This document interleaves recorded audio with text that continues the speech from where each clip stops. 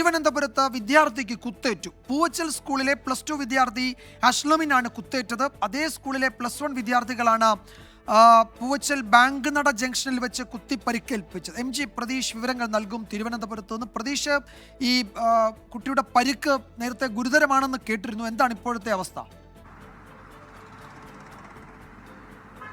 വിജയകുമാർ സൂചിപ്പിച്ചതുപോലെ തന്നെ ഈ പരിക്കേറ്റ കുട്ടിയുടെ നില ഗുരുതരമാണ്.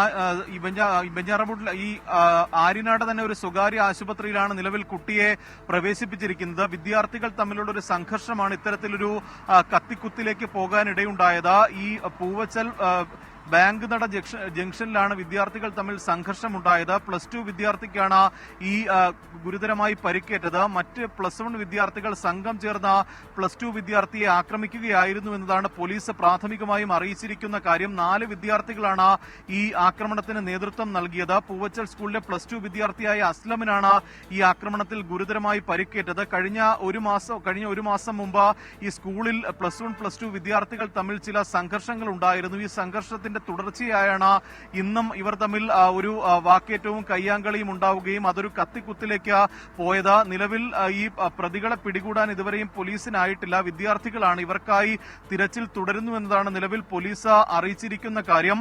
ഇവരെ ഈ കാട്ടാക്കടയിലെ തന്നെ ഒരു സ്വകാര്യ ആശുപത്രിയിലാണ് നിലവിൽ പ്രവേശിപ്പിച്ചിരിക്കുന്നത്. വിജയകുമാർ. യെസ്, കുറച്ച് ഗുരുതരമാണ് ആ പരിക്ക് എന്നാണ് പ്രതീഷ് റിപ്പോർട്ട് ചെയ്യുന്നത്. നേരത്തെ ഉണ്ടായ ചില തർക്കത്തിന്റെ ഭാഗമായി ആണ് കുത്തേറ്റത് എന്ന് പറയുന്നു.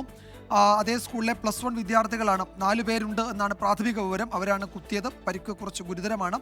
ആ കുട്ടി ചികിത്സയിലാണ്. വിശദാംശങ്ങളാണ് പ്രതീഷ് നൽകിയത് തിരുവനന്തപുരത്ത് നിന്ന്.